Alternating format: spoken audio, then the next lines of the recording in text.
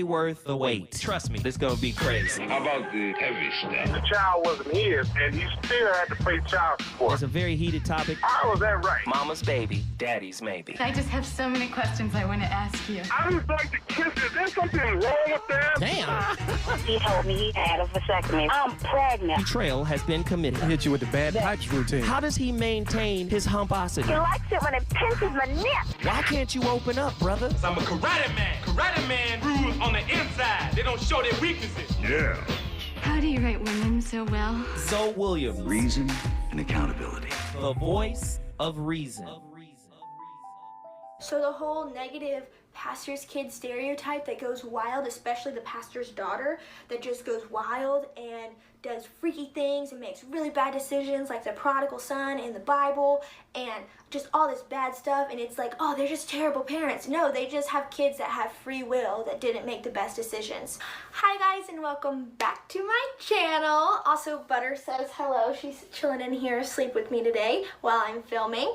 But today I just thought I'd tackle, address, talk about, basically here to just shed light on my personal experience that my family has had of being a pastor's daughter or living in a family that does ministry, an active vocational ministry. Because I feel like there's a lot of different stereotypes that come to people's mind whenever you hear the phrase pastor's kid or pastor's daughter, especially pastor's daughter for some reason. So I'm just here to talk about my experience and just, I guess, give you guys a little inside knowledge on what it actually is like growing up in ministry and what I've also noticed in other people that I've met whose fathers are also pastors or who live in a family that does vocational ministry, if their mom's active in ministry or whatever. So first, I just kind of want to talk about that my family is a little bit different of a pastor's family because we have moved a lot.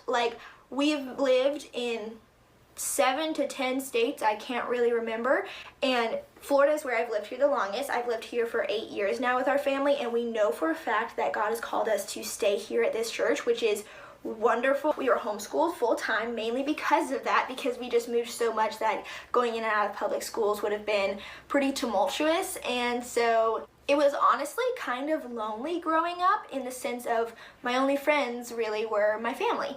And although I thought moving to Florida and settling down, I thought for a short time, would kind of alleviate some of that level of loneliness, and in a sense it has within the past, I'd say 2 years only, but we've been here 8. But what my sisters and I actually came to realize is that just being in full-time vocational ministry, especially that of being in a pastor's family, it still is fairly lonely at times. It still is hard to have friends and relationships that are consistent and genuine, I guess I would say.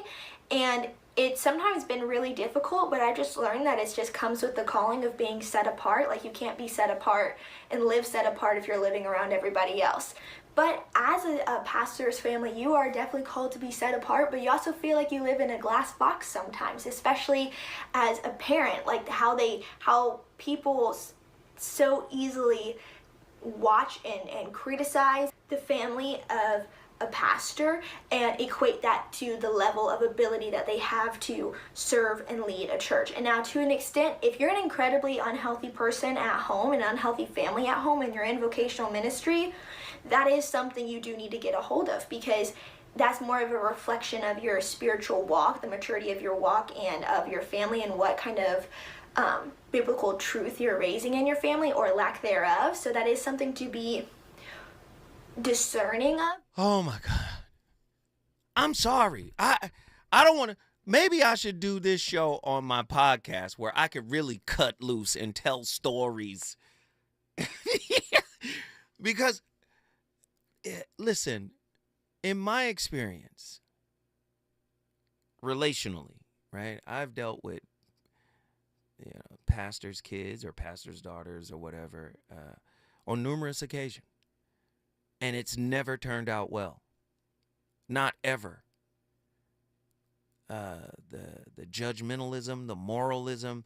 I remember in the 90s, I was with one young lady, and because I was in the music industry at the time. No, this is just before I get into the music industry. I kind of don't want to tell the story because it's really sad, but I was just getting into Islam, and the young lady, she really liked me. She was taking me to the church or whatever, and I would go to the church. And at that time, I was super sharp. I had about 500 or 600 Bible verses memorized. I had about 500 or 600 Quranic ayats or quotes memorized, verses memorized. I was sharp with my religious, battle rhymes, I guess. I was very sharp. And, the pastor of the church liked me because, I would go to Bible study with her on Wednesdays. It was Bible study and choir rehearsal. So they over there singing songs. I'm over here talking to the pastor. So word gets back to her parents. He's a Muslim. She shouldn't be with him. And I know they fornicating, Well, yeah, of course. It was the 90s. Anyway, so basically, they forced her to break up with me. She gets with the junior pastor, right? But she don't like the junior pastor. So what she did was to keep up appearances. She was with the junior pastor. But every night after leaving the junior pastor, she would come to my house and knock on the back door. And I would be like, Lord, you are a temptation to my soul. Let me put this holy book down and walk you into my room. I'm sorry, I was young then. Forgive me. But I recognized, her mother was big in the church. She was a singer, and, dad was prominent in the church. She wasn't quite a PK. But I saw the pressure on her, to keep up appearances, so to speak. I ain't gonna say her name. Growing up as a preacher's kid, PK can be a unique experience filled with both pros and cons that help shape one's adult relationships. On the one hand, PKs often have a deep understanding of religious teachings and principles from a young age, which can foster a strong moral compass and a sense of purpose. They may also have access to a supportive community that provides a sense of belonging and connection. However, the pressure to uphold a certain image or moral standard can be overwhelming for these children, leading to feelings of isolation, resentment, and of course, resentment towards the church. A lot of performance activity going on. I'm going to act like, I'm down with the church so I don't make nobody mad. Don't tell my mama I practice this. That kind of stuff. Agreeing or disagreeing that preacher's kids plus religious trauma plus CPTSD is a complex issue that requires a nuanced understanding of the impact of religious upbringing on mental health. While some PKs may experience trauma or PTSD-like symptoms as a result of their upbringing, it is essential to recognize that not all PKs will have this type of experience. Factors such as the individual's resilience, coping skills, and support system can greatly influence their mental health outcomes, okay? The stereotypes of the pastor's kids often includes expectations of perfection, piety. Listen, can we be honest on KBLA Talk 1580? No preacher's kid, no church girl was ever difficult. I'm sorry. And I'm not saying that that's just, I'm saying from my experience growing up, those was the ones. You know how young men talk. Those was the ones. Those were the ones that was going to get down with the get down. Do you know how many inappropriate situations happened in church? In church. I'm just saying. I'm sorry. I don't. Okay. The stereotype of the pastor's kids often includes expectations of perfection, piety, and moral superiority. A lot of them take that with them. But that's, to me, those are the seeds of narcissism. Perfection, narcissism. Moral superiority, I will never have to apologize. I'm always coming from the right.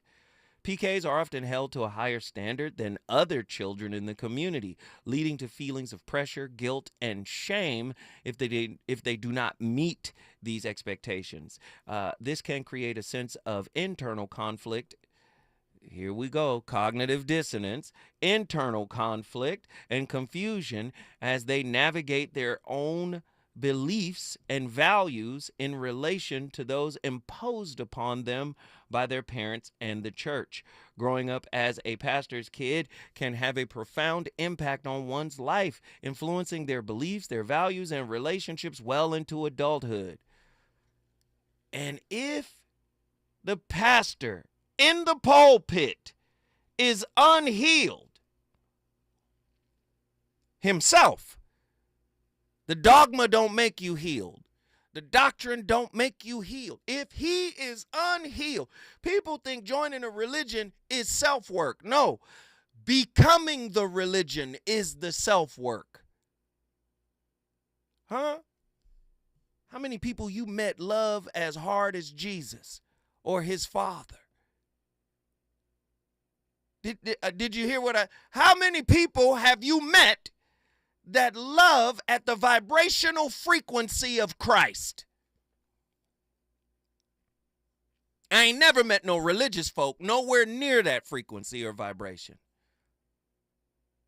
All I felt was condescension, judgment, ridicule, criticism. No wonder a lot of people be like, I'm done with the church.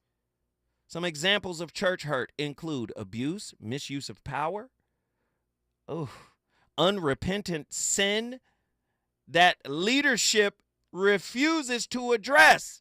How you gonna lead us and you won't lead yourself to the altar of your own unhealed wounds and unforgiven sins? Come on now. Spiritual abuse, ostracism, interpersonal conflict, lies, and manipulation. If the pain of church hurt is ignored or overlooked, it can lead to unhealthy conclusions. However, there are resources that can help people navigate church hurt, right? And some say that the gospel is the primary remedy. I'm going to say therapy too, though. Examining the causes of this type of hurt can help people grieve, take action, and move forward. Some say that the first step in healing is to feel the hurt, even if it is caused by good people. This could include getting angry, crying, screaming. Y'all know what it is. I hope I framed this up for y'all correctly, right? Were you raised by an unhealed wound that just so happened to commandeer the pulpit? All right, we got callers on the line. Let's get him in here. Reggie from Austin, Texas. You've been on the longest. Reggie, what are your thoughts, my friend? Hey, what's up, man? I'm not a PK, but one of my best friends growing up was, and we spent a lot of time together.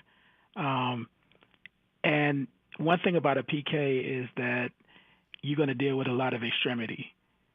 You're never going to have somebody that's like middle of the road in their personality. It's going to be an extreme one way or another.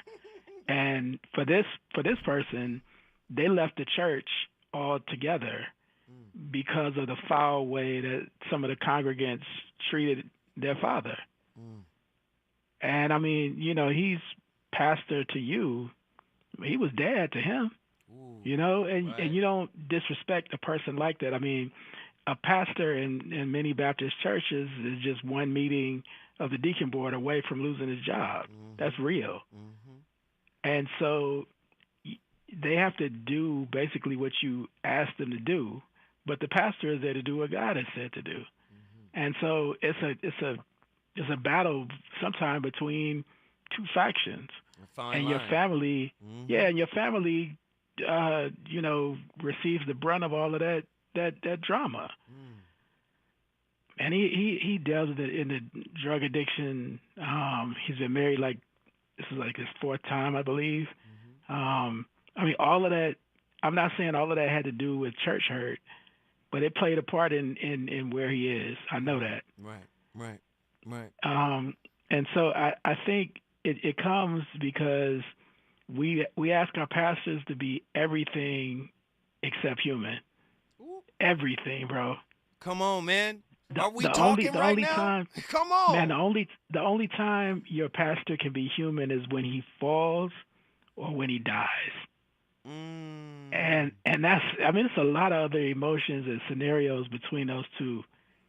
And he doesn't have the opportunity to just be human. He has to take that opportunity and live in that. And I think that's how a lot of pastors are now. I mean, back when I was a kid, it wasn't like that. It was like you always had to have a suit and tie on. You always had to be on point if you were a leader of a church. Now it's like you have to be very relatable. So pastors have tattoos and locks and wear jeans and stuff like that. And we never did that when I was a kid. Right. So now you got me thinking. Oh, you got me thinking. So can you be a human in a relationship, an adult relationship with a PK? If we realize all of these stipulations that the PK may come with, piety, moral perfection, is there space to be a human being with a PK? When we come forward, I'm going back to Austin, Texas to talk to Reggie. Reasons. The reasons that we're here, the reasons that we fear, our feelings won't disappear. You're listening to the voice of reason with Zoe Williams on KBLA Talk 1580.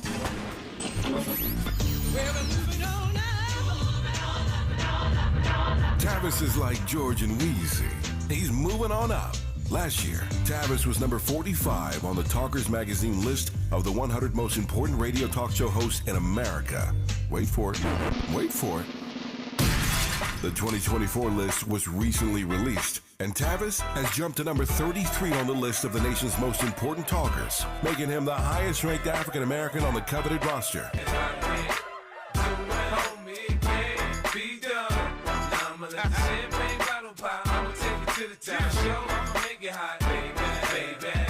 Congratulations to Tavis Smiley from all of us at KBLA Talk 1580. We've got you black.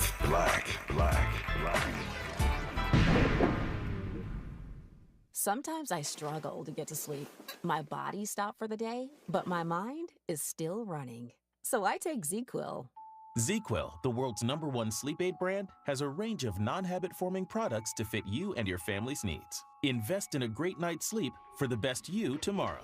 I'm awake and ready to take on anything. Better days start with ZQuil nights. Explore our products at ZQuil.com. Use as directed. Keep out of reach of children.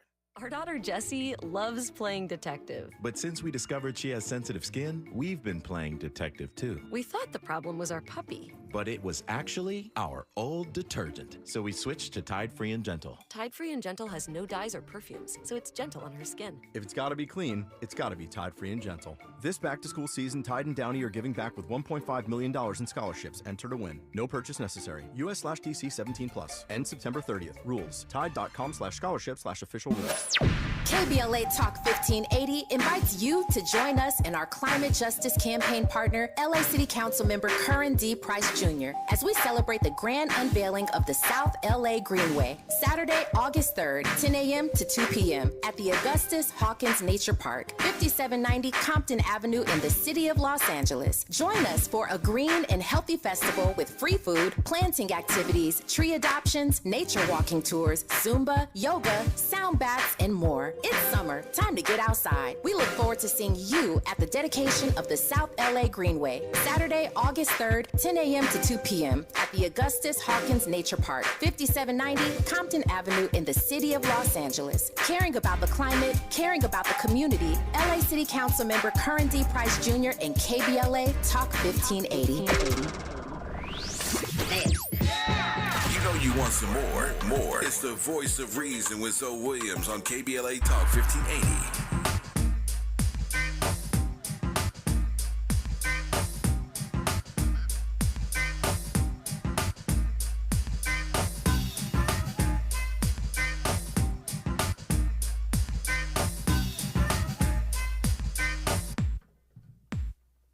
Time to get funky and radical hip as I get to the point. Rock this funky joint. Wait a sec, the teacher's got to check the intellect, but I'm a step didn't give you it, but give you what? The B, the or the T, I often come to taste it tough, but must not be just enough to manifest the fabric, mathematics, black be that a Asiatic, rock the doing, subtract the static, then that you rock into my concept. Now I got to stand for this why civilized it, hip hop rhyme from a black mind, to kicking it to you all the time. Ice alarm, you like a more a peace sign, represents my way of life and this be that of Islam. I'll take my time, think before I manifest the rhyme, sharp and accurate to stop the music on a dime. Knowledge me acapella, wisdom G, I'm manifesting, understanding, understood, so there's no need for I keep you guessing. Follow me now, see I'll be rocking. And I see here it seems like these kids are just regurgitating Bible verses. I want to know if you really understand what it is that you are preaching. I'd like to make up a reading comprehension test for these kids to see if they really... You're not on mic, so... This student's an A student in the school. Could you maybe give me a Bible verse? Oh, that doesn't mean interpret it or something? Yeah, could you preach for us and let us, and then tell us what it is you mean? I'm biblical. Both ways. Could you, Duffy? Could you? In your own words. But you want me preaching it? Yeah, whatever you want to do. Okay. Well, there's a verse. There's a verse. You want him to preach? Yeah. Get up and preach. Get up and preach. Yeah, go ahead. Stand up right where you are if you want to. Go ahead. Jeffy, do you want to preach? If you want to. If you don't want to, the audience shouldn't be able to intimidate you into this. If you want to do it, it's up to you. Whosoever therefore shall be ashamed of me and of my words in this adulterous and sinful generation, of him also shall the Son of Man be ashamed. Okay. Now, wait a minute. Wait just a minute, please. People want to know what that means that you just said. In your own word, tell us, what does that mean? It means just what it says. No. That's right. Don't yell it to us. Tell us what that means. Well, I've never read the Bible, let's pretend, and I don't understand that type of language. Tell me how that applies in my own life. Well, why I'm screaming is the Bible definition of preaching is Isaiah 58:1. It says, "Cry aloud, spare not, lift up your voice like a trumpet." Stay away from the Bible, Duffy. Tell us. How do you stay away from the Bible if you're going to preach, though? The Bible says you're to speak as the The adults are bullying the kid. The kid, he answered the question. He said, listen here, according to what they told me in church, the book of Isaiah say, yell this word out. But at the same time, you can also see the point.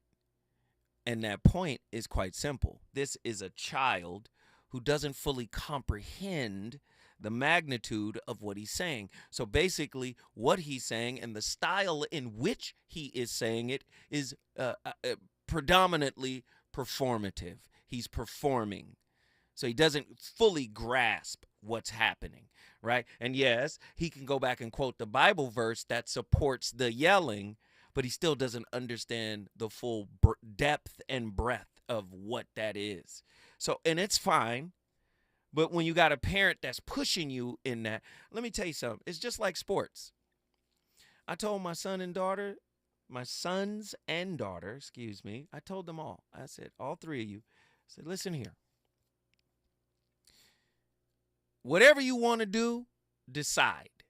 Once you decide, I'm going to turn into a saddle on your back. I'm going to ride you like a dragon rider. But before you decide, you have the freedom to bounce and choose and, figure out what you want to do. But when my son got bit by the basketball bug, I was like, okay, this is how I'm going to do it. I'm going to surround him with trainers. I'm going to surround him with resources. And guess what? It worked. But it was because he wanted to do it. It wasn't because I wanted him to do it. He wanted to do it. And then later, my daughter gets mad because my son made her join the basketball team when she was in high school. And then she comes back and says, well, I like basketball now, and I'm mad you didn't get me started earlier. I said, well, you never chose. You got to choose up on it. You was doing gymnastics and track. You were doing a bunch of things that you never picked.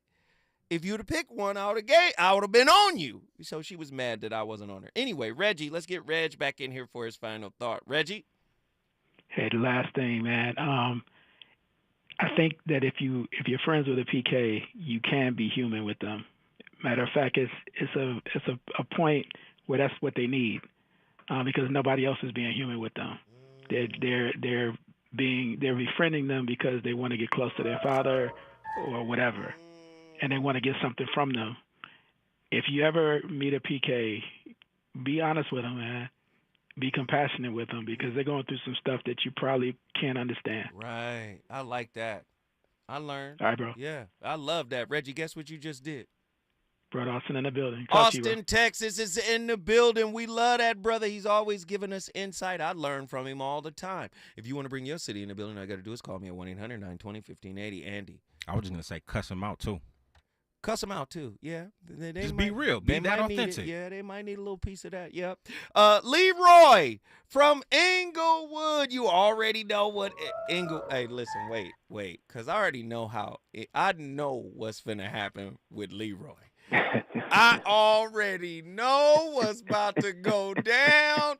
Leroy is, hey, listen, if this was a chicken leg, Leroy not going to leave no meat on the bone whatsoever. Hey, so check this out, Leroy. I'm going to have to, you know what, I got to go forward, and then I'm going to come back to you. Is that all right, brother? Yes. No, it's extremely appropriate. Because I need you to have the space you need to spread out on these fools tonight. You understand me? When we come forward, we going to Inglewood, the city of champions. The style that I use went so rather rapidly. PRT posse backing me, easy now, star. You know exactly who we are. For righteous teachers, try be PRT for short. Now then one more. Or am I too much for the mentor? Proceed, teacher, please. Just keep it sort of simple like hip hop. Yeah, complicatedly I place it according to the moods of my intellect. Step for step. He's on fire tonight. It's the Voice of Reason with Zoe Williams, exclusively on KBLA Talk 1580. I'm Amber Payton. Here's the latest on the Black Information Network. Former Presidents George W. Bush and Barack Obama will help the country mark its 250th anniversary. America 250 announced the former presidents, along with their wives, Laura Bush and Michelle Obama, will serve as its honorary national co-chairs. The nonpartisan initiative was created by Congress to plan to mark the key milestone of the signing of the Declaration of Independence in 2026. America 250 is planning a number of commemorative activities that will engage all 50 states and 6 U.S. territories leading up to the anniversary.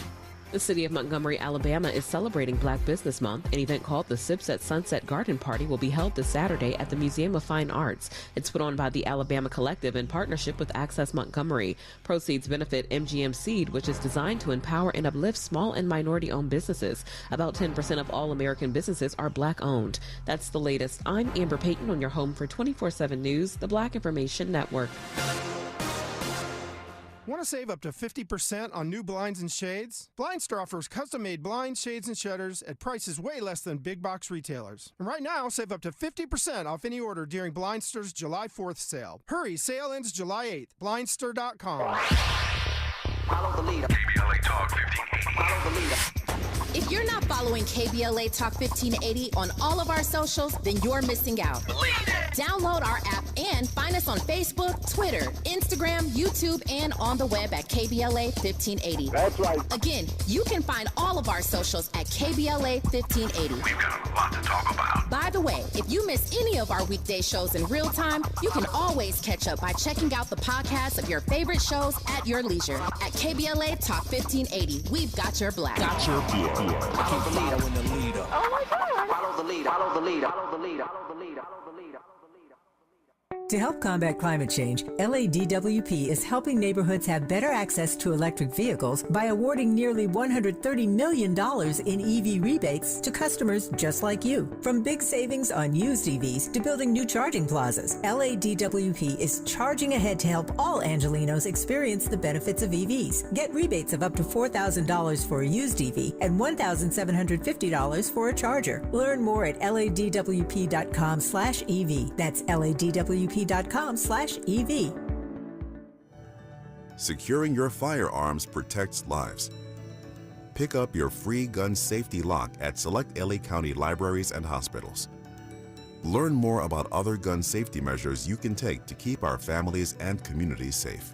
Visit lacountygunsafety.org or call 1-833-540-0473 for more resources on gun safety.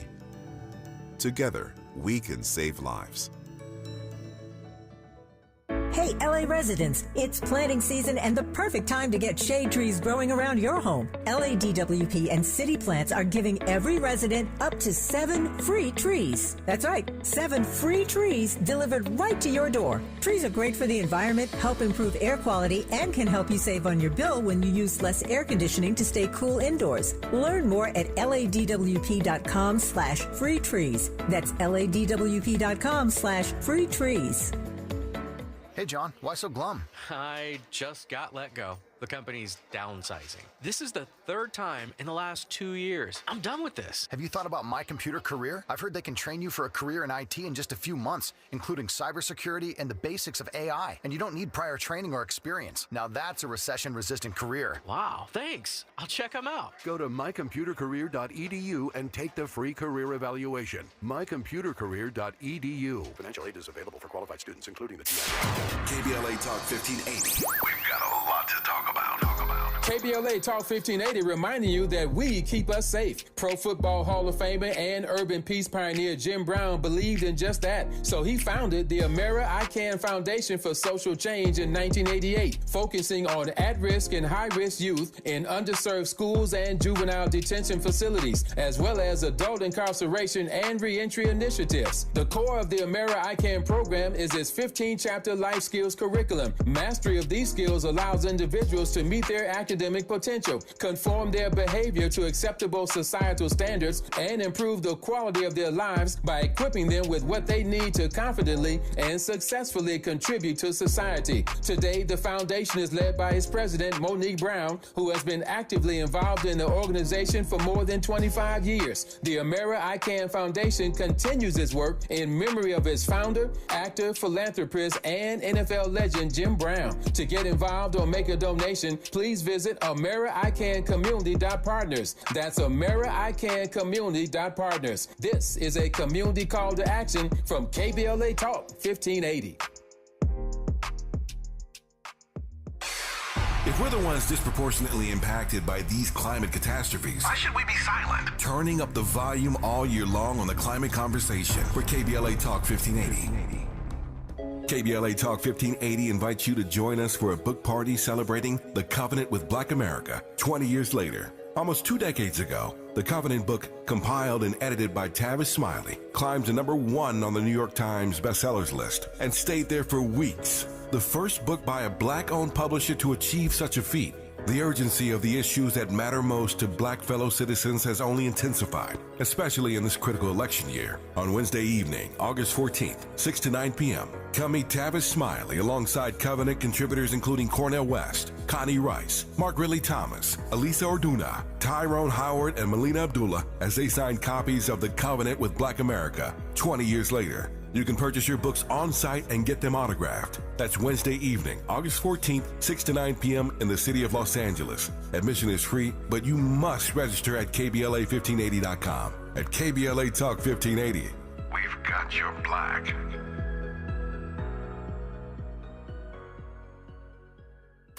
You're listening to the Voice of Reason with Zoe Williams. Only on KBLA Talk 1580. Yeah. One for all. It's all for one. I hear the beat is swinging note as if my name was David Ruffin. Quick to toast an MC just like an English muffin. Don't worry about a thing because the fool was never bluffing. I get headaches from the whack. So then I take a buffin' and I max. I wait until the opportune time and then I tax. But should I max? Phoenix is sinning is for sinners, so I guess I'm not a sinner. Beginners for beginners, so I guess I'm no beginner. This is how I spark it. Puts money in my pocket. When it comes to having pleasure, I get hard as a rocket. MC Grand Pool coming through all the residue. The songs remain classics dating back to the Babalu. My boys, I call them op. The phones out of them jockin'. I can think of many episodes I swung in Lincoln Park. No, I'm not a phony and I got a tenderoni. Love the way she is, not too fat, not too bony. Don't drink, sink, I won't sink like a tanker. Knock the boots off a certain Casablanca and I thank her. Some rap a girl when she's got a habit. I think with the brain and I went behind the zipper. I'm living kind of good, similar to Jack Tripper. A landlord named Roper did a show at the Copa. When I'm finished with this, I'll be paid like Oprah. So if honey wants to act fly, I'll just play like Guy and I'm playing stick out your thumb and hits, cause you've been cut off like a light switch. See, I'm programmed to slam with the summer, spring, or fall. Before I do a show, I get some kicks out the mall. Then I get my gear and I give Trevor a call, cause he works in the barbershop right behind the mall. My name is Dr. Felucio, and I'm a licensed psychologist. And today I'm going to be discussing religious abuse. I'm going to talk about what to look for, signs of recognizing it, and then also how it can affect people when they're under this kind of situation. So first of all, what is religious abuse? Religious abuse occurs, and I'm going to be talking about it from the perspective of someone who's worked with individuals in this situation. Religious abuse occurs when somebody who is in religious authority uses or misuses that authority to harm rather than to help. And usually in this situation, someone is using their authority to override your free will. And so, when we have leaders are supposed to guide and help, but they're not supposed to overtake your own free will and your own decision-making process. And so individuals who have been in religiously abusive situations will often describe feeling manipulated, feeling like they're being trampled over. And oftentimes when we think about religious abuse, we think about cults, we think about where we tend to look for situations where it's very obvious, but religious abuse can be very subtle, and oftentimes people don't realize that it has happened until much later.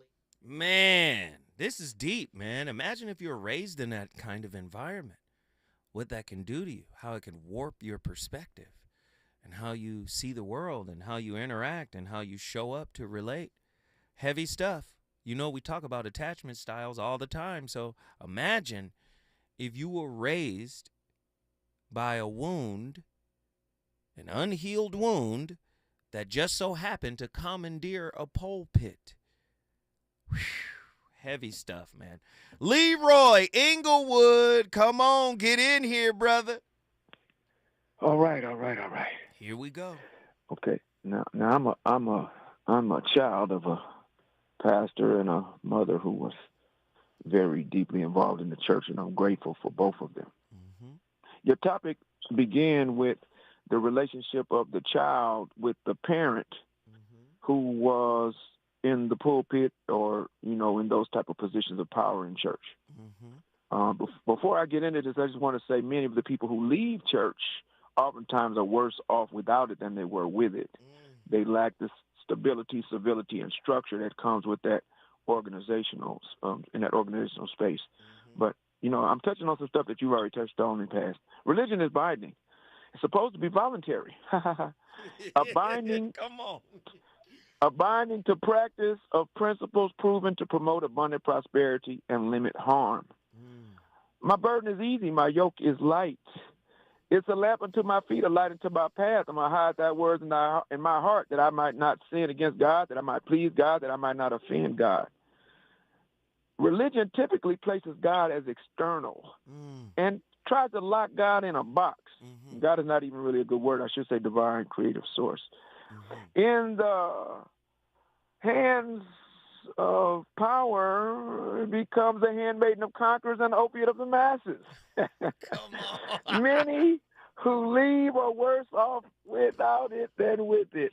What are we saying, Brother Zoe? I just want to repeat that so we can just cover some ground. Yes, sir. You have some excellent callers who called in and were speaking from spaces of vulnerability.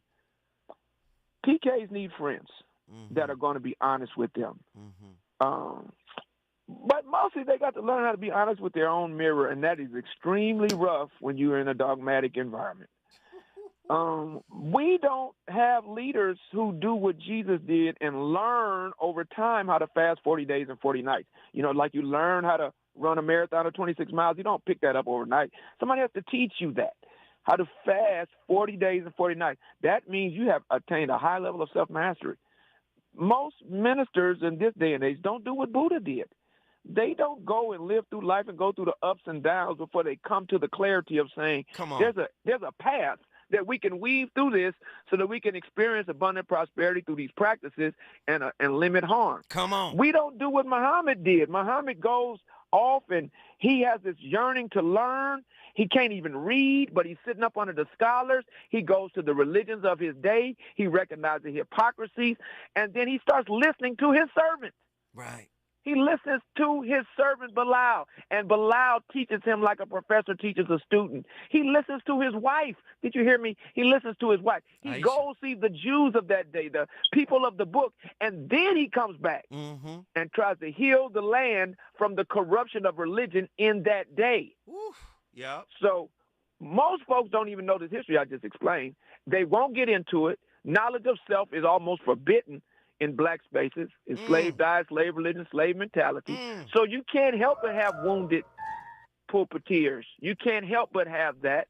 And so when the children go out there, it's not because they have bad parents all the time. It's because you got a lot of folks that just don't have knowledge of self, afraid of it in the dogmatic space, haven't decolonialized their religion.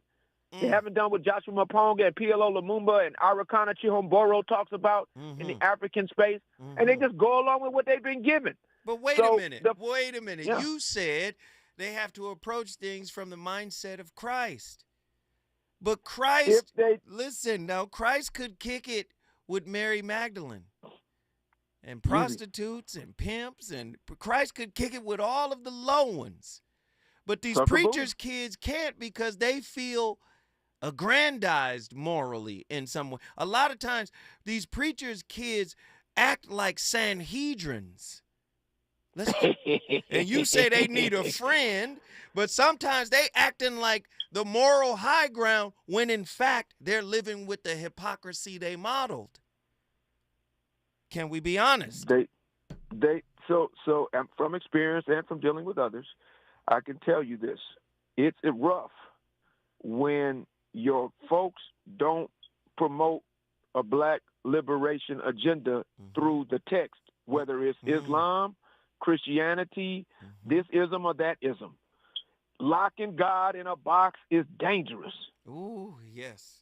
And that's how you get to that thing you made reference to yesterday. I don't even recall 2 times in a row more often than not. You mentioned yesterday about a deficiency of self-love, a self-love deficiency. And then you pointed out on the end that love in some spaces is synonymous and equal to the divine creative force and source we have been taught to call God. Come on. And as a result, as long as you see God outside of you, floating up in some chair with these white angels and these golden hair and these blue eyes, as long as you see God outside of you as something else other than what's in you and you in it all together simultaneously as one, you always going to have a sense of deficiency, trying to lock yourself in a box, trying to lock God in a box and thinking that's going to work. It's not going to work. Man. You got to live today in the real world. And God's supposed to be in you, you're supposed to be in God.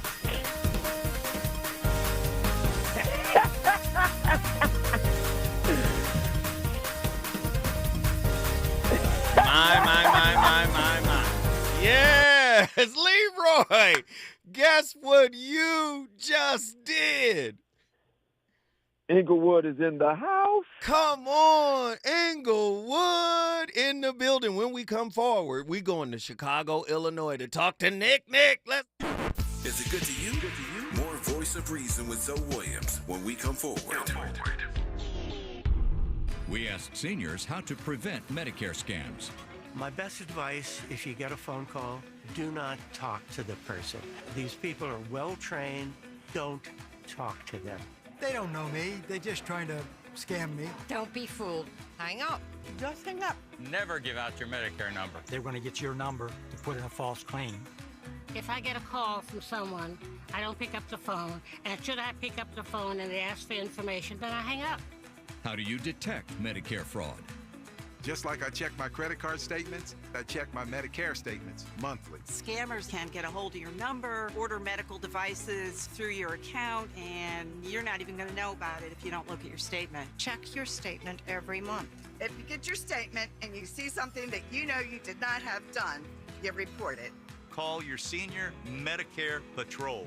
To report Medicare fraud, call the Senior Medicare Patrol at 855-613-7080. Texting enrolls you into recurring automated text messages. Consent not required to purchase. Message and data rates may apply. Hey, Dan, how you doing? Haven't seen you around the gym for a while. Yeah, I've really fallen off. Since I turned 40, I just don't get the results I used to get. Could be lower testosterone. Lower T. Yeah, I went through it a while back. Once you hit 40, your body has less free testosterone. I got Nugenix Total T, and it's made a huge difference for me. I've seen that ad on TV. Is it for real? Oh, yeah. The key ingredient is something called Tesnor, which helps boost free and total testosterone levels to help you trim up and stay lean. And it's made a difference for you? Man, I feel like I'm in my 20s again, at work, in the gym, and in the bedroom. Are they still giving out complimentary bottles for people to try it for themselves? Yeah, you just need to send them a text. Text LION to 42424 right now for your complimentary bottle of Nugenix Total T, the #1 selling testosterone booster at GNC. Plus, text now and we'll include a bottle of Nugenix Thermo, our most powerful fat incinerator ever, to help you get back into shape fast, absolutely free. Text LION to 42424. That's LION to 42424.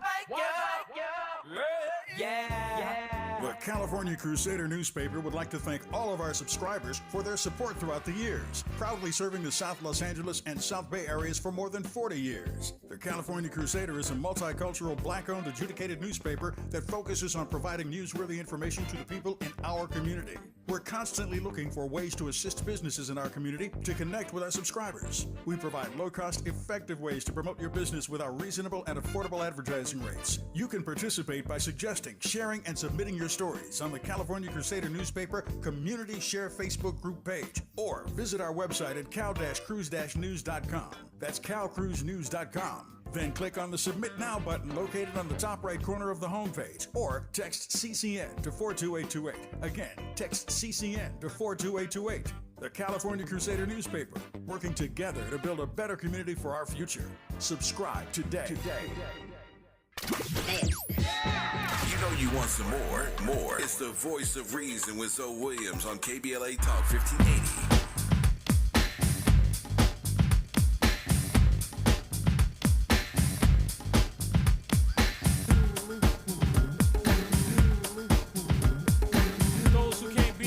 Ladies and gentlemen, my playlist is my co-host.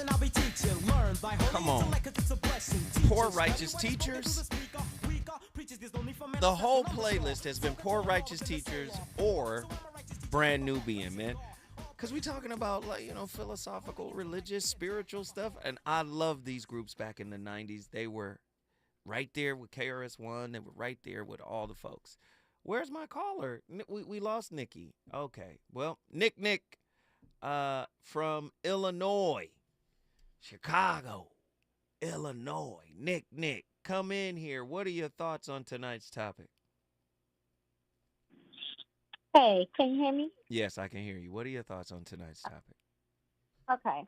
So, like Reggie, I had a friend who was the pastor. I grew up in the church. First baby christened in the church that I grew up in. The pastor's granddaughter was my best friend, who in our 20s, in our late 20s, she passed from a drug overdose, and really just like had a lot of pressure being in that house, being in the house, which was right next door to the church. That's actually where she passed away at. Like, that's where she passed from the drug overdose. They found her there. And it was just a lot of pressure on her, like just from her parents, from her grandparents, like just from the church members, her really wanting to know God herself, and then coming into whatever knowledge of God she did come into on her own in her own study, and then seeing the contradiction of it in her home, and the hurt from that, and then the honor your father and mother portion, and all of it. Just, it became like from the way that she would talk to me, it became like it was like she was running into another brick wall everywhere she turned, you know? It was like no way out. And so she went really wild after we became adults and dated the bad guy and tried everything under the sun, which is what led eventually to us losing her, you know. But me growing up, my parents were very active in the church. They divorced when I was 11, and they both stayed in the church, separate churches, but they stayed in the church, which was in itself conflicting for me, you know. And it was a lot of church hurt from just like seeing the casualties of it around me, and then my own, and then I have siblings, and so it was there, it was prominent. And so it made me want to heal as I got older. So I went into therapy and went to therapy with a person who could identify with what I was talking about. I grew up Kojic. If anybody understands that, it's like Church of God in Christ, like super religious. Okay, and so I went to therapy with a therapist who was trained for real, not like through the church, but trained for real. And there are some Christian therapists that are board certified, state certified. Don't do that. She said, I know what you mean. Right. I mean, hey, and it's a real thing because people will be in church and they just getting re-indoctrinated. You know what I mean? So, but she was very helpful, and she was married to a pastor, so she was a PK, and she was married to a pastor, and she was a clinical therapist, and she was great. She was really great. Helped me walk through some things. Helped me talk through some real things. She was not staunch. She was not, you know, all sanctified and all of that. She was just a real person, and we had real conversation. And without that, I don't know, like really how helpful the therapy would have been without that. And then after that, I went through ministry school. Well, actually, during that, I was in ministry school, not to become a minister, but to learn, because I wanted to be a student. And I got to relearning what was forced upon me so that I could take it in as an adult, you know, and decipher myself what had been indoctrinated into me, you know. And then I have my mom. My dad got, you know, God rest his soul. But my mom is just very, she's like the Florence Henderson of church, you know. So just super like, everything needs to be perfect. Everything needs to be, you know, the way that God wanted it to be. And she's still kind of stuck in that whole cycle, that mentality of, believing that things need to look good for the church folks. Pretty much that. I don't know no better way to say it. Like, well, guess what you did? Guess what you did, Nick? I brought Chicago into the building. Come on now, the Windy City, the third city. You brought it into the building. We appreciate you for sharing. That was so deep and so transparent. We love it. Our final call is from Watts Up. You already know what it is. Juliet from Watts. You are my final Power to the people. Yes, you're my final caller. What are your thoughts on tonight's topic? Power to the people. We need to learn how to love one another through spiritual principles and be spiritually driven and not emotionally led. And I love you all. I know I'm on the last call, so I'm going to keep it real simple. We got to learn how to do the spiritual principles as and I'm breaking my anonymity in the 12 steps of recovery. It's beautiful. Thank you. I appreciate that. Thank you, Juliet. You brought, much love and respect. Yes, you brought Watts in the building. Yo, this is an amazing show. Let me just say this before we get up out of here. This is my final show for the week. I've been promoting all week long on all my shows. I'm encouraging KBLA listeners specifically. I've been here for 2.5 years. We sold one of my books Just one copy of my book. It's available on the KBLA website. I might not promote it as much as I should, but I'm asking the KBLA faithful, right, to sign up for my masterclass that's happening this weekend. All you got to do is go to onestream.tv/the relationship ER. That's the number onestream.tv/the relationship ER. When I tell you it's going to be an amazing 2-day event, it's a Zoom course. Day 1 is all philosophy. Day 2, we're bringing in the clinicians. It's going to be a powerful relationship workshop. And trust me, if you love the Voice of Reason, the radio program, you're going to love this curriculum that I'm going to roll out for the first time ever. It's going to be amazing. This is the first masterclass, relationship masterclass I've done in the last 2 years. So I want you guys to support. KBLA, get behind me. Now, really quickly, Andy, what was the last record that you played? Because I think Poor Righteous Teachers, they're next in the queue, right? Who's next? Brand Nubian? What's the next Brand Nubian record? Well, I can dig it. See, I done had some fly ones, but they tried to. You gotta love me or leave me alone. But I'm not a dog, gotta sue you. Okay, what's the next? I told you you're the first string when the telephone rings. It ain't really nothing but noise. Oh, I love this record though. This is when they lost Grand Poobah, and it was just Lord Jamal and Sadat X. You gotta love me or leave me alone. I love that record. 90s hip hop, man. Yo, turn the mic down a little. Yo. Ladies and gentlemen, you've been listening to the Voice of Reason live from KBLA Talk 1580 in the heart of Leimert Park. You already know what it is. It's my Friday today. I love y'all. And I'll see y'all next week with another set of slappers. Deuces.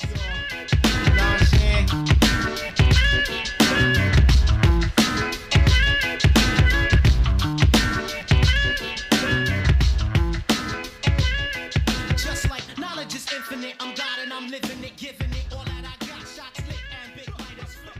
I spike a pole, spike my mic with these flows. KBLA 1580 Santa Monica. I'm Mike Island, and here's the latest from your source for 24/7 News, the Black Information Network. The Federal Reserve is leaving interest rates unchanged.